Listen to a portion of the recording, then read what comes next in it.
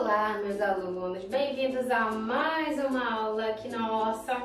Hoje nós vamos trabalhar o conteúdo de História e de Ciências, ok? Nós vamos utilizar aqui o nosso livrão, então vocês vêm comigo aqui até a página 354 para a gente achar o conteúdo de História, ok? Já acharam aí? A gente vai então ver sobre o Tratado de Tordesilhas. Vocês já ouviram falar? Vocês sabem o que é um tratado? Um trato, um acordo, né? Tudo isso tem a ver. Olha só, aprendendo um pouco mais. Aqui a gente tem um texto, né, que relata desse tratado. Olha só. Mesmo antes da chegada dos europeus ao continente americano, vários cientistas e políticos europeus já acreditavam na existência de terras a oeste da Europa. Ou seja, lá no cantinho deles, eles já imaginavam que tinham terras para serem descobertas, que eles queriam explorar, ok? Lá na Europa. Naquela época, eles conheciam somente algumas regiões do atual continente asiático e do norte da África, ou seja, ainda tinha grande parte que eles não conheciam. Isso a gente está falando também do descobrimento, tá, gente? Olha só, em 1492, o navegador italiano Cristóvão Colombo, financiado pelos reis da Espanha e de Portugal, tá? Os reis estavam patrocinando Cristóvão Colombo, ok? Para ele fazer essas viagens. Olha só. Chegou ao continente americano. Quando ele retornou para a Europa, ele revelou o que ele tinha descoberto, né? E isso provocou um conflito entre Portugal e a Espanha, porque eles tinham interesse no que ele descobriu. Eles queriam aquilo ali para eles, né? Portugal queria a descoberta para eles, Espanha também queria. Isso causou um conflito entre eles. Olha só, eles pretendiam tirar o máximo de proveito das terras encontradas. Portugal queria tudo só para eles, Espanha também queria tudo só para eles. Para solucionar essa questão, o Papa Alexandre VI propôs que os dois países fizessem o que? Entrassem em um acordo, né? Assinassem esse Tratado de Tordesilhas. É um documento que marcava as regiões que cada um deles poderia explorar, como mostra aqui o mapa ao lado. Vocês já conhecem esse território aqui? Aqui nós temos o mapa do Brasil. As terras que eles acharam foi o Brasil, ok? Foi aqui uma outra parte também que vocês conseguem observar delimitada, olha só. Então, basicamente, eles dividiram para os dois. Espanha ficou aqui com o lado esquerdo, que virou o território espanhol, e o limite do atual território brasileiro. E do lado direito, litorâneo, ficou ali a parte para Portugal. Vocês conseguem observar que a parte do território espanhol foi um pouquinho maior, né? Eles ficaram com um pouquinho mais. Logo depois, ocorreu um outro conflito interno, tá, gente? Onde a Espanha, ela acabou abandonando a guerra e acabou ficando tudo para os portugueses, ok? Mas isso a gente vai ver direitinho em uma outra aula. Agora a gente vai ver a atividade falando sobre esse Tratado de Tordesilhas. Olha só. Com o Tratado de Tordesilhas, que país obteve mais terras na América? Vocês vão olhar aqui os limites do Tratado de Tordesilhas, né? E vão responder. Complete as frases a seguir. Olha só, foi o primeiro navegador a chegar à América. Quem foi? Né? Está aqui no nosso texto. O documento que dividia as terras encontradas na América, foi denominado... Qual é o nome desse tratado, né? Olha só.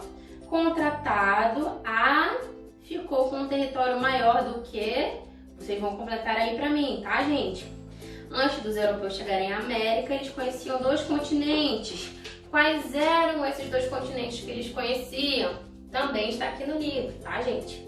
Então, agora a gente vai para ciências. Vamos lá comigo, aqui na página 221. Aqui, 221. Vamos aqui. Representações da Terra. O que seria isso, né? Há várias maneiras de nós representarmos a Terra, ou seja, o globo terrestre, não é?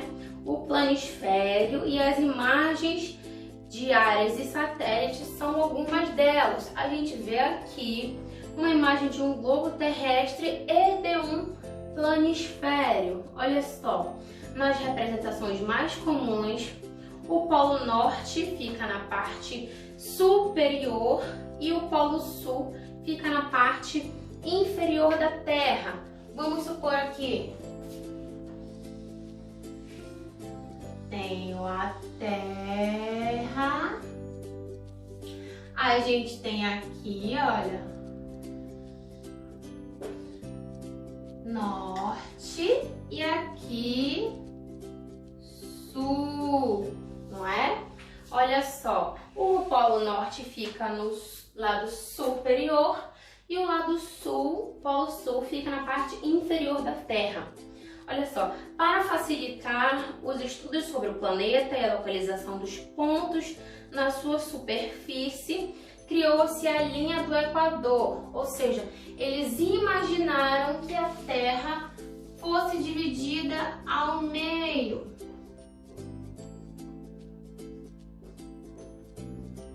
É uma linha imaginária, fisicamente ela não existe, tá, gente? Vocês não vão achar a Terra com uma linha dividida, ok? Então ela é uma linha imaginária que serve para facilitar a localização de alguns pontos da Terra, ok? Divide a Terra ao meio, assim cada parte é denominada de hemisfério. Acima da linha do Equador está o hemisfério norte e abaixo da linha do Equador está o hemisfério sul, né? O Brasil encontra-se aqui no hemisfério sul, aqui, nós estamos aqui. Olha só, então, para representar a Terra nós temos aqui o globo terrestre, né? Que é a representação mais fiel da Terra, né? Mantém a forma arredondada e as proporções entre os tamanhos e distâncias, então ela é um globo, realmente. Olha só, sua desvantagem é que a gente não pode observar as partes do planeta ao mesmo tempo, né? A gente está olhando aqui a parte da frente, a parte de trás a gente não pode enxergar ao mesmo tempo, pois está do outro lado, né, do círculo. Ao olharmos um lado, não conseguimos ver o outro. Assim, se quisermos, por exemplo, ver toda a superfície terrestre, um globo não pode ser utilizado, ok? Nesse caso, e para isso, nós temos o planisfério, que é o planeta todo como se ele tivesse amassadinho ali, tá, gente? Como se fosse um mapa geral, como se tivessem pego o globo terrestre e esticado para que nós possamos ver tudo de uma vez só, ok? Ele pode ter, olha, esse formato assim, ok? E aqui estão os continentes, não é? Olha só, o planisfério é um mapa que representa toda a superfície do planeta em um único plano. Você consegue observar tudo ao mesmo tempo, o que faz com que seja a melhor forma de visualizar o planeta em uma folha de papel. As únicas desvantagens é que essa forma se representa as regiões mais próximas dos polos. Elas sofrem algumas deformações, né? De distância, outras formas que parecem maiores do que realmente são. Eu gostaria que vocês observassem aí o planisfério e vissem como se os continentes fossem pecinhas de quebra-cabeça. Vocês não acham que encaixam?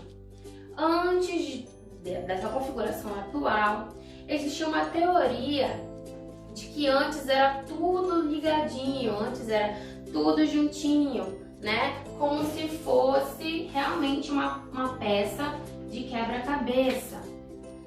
Tudo isso era denominado Pangeia, ok? Depois surgiram teorias de que as placas tectônicas, ok, que ficam aqui embaixo, fazendo aí os seus movimentos, causando impacto naquele remeleixo, que começaram a separar esses continentes, ok? E aí elas foram aqui fazendo esse movimento, e aí os continentes começaram a se rachar, começaram a se separar. Primeiro em 2 megacontinentes e depois começaram a se separar, ok? Então, existem teorias de que era somente pela forma em que elas se encaixariam, mas na realidade existem animais que vivem na África e que vivem aqui também, e que elas não teriam como ter atravessado de um continente para outro, nadando, elas não teriam como. Então surgiu essa ideia da Pangeia, que hoje separou e que nós podemos ver aqui direitinho dividido em continentes no planisfério, ok, gente? Então agora a gente vai para a atividade voltada para esse conteúdo. Aqui na página 225, a gente tem aqui indique na figura o hemisfério norte, o sul e a linha do Equador, entendeu? Tem uma representação aí e vocês vão indicar aí para mim. Associe as formas de representação da Terra e as suas características. Olha só, qual é o globo terrestre? Ele revela detalhes da superfície, ele mostra toda a superfície em um único plano. Vocês vão ligar a característica correta, ok? E aqui a gente tem 3 questõezinhas. Olha só, cite uma desvantagem de cada forma de representação da Terra. Você irá ler e irá apresentar essa desvantagem. Assim como cada uma tem uma vantagem, elas têm também a sua desvantagem, ok, gente? Então, para encerrar aqui na página 225 o nosso conteúdo da aula de hoje, ok? Até a próxima!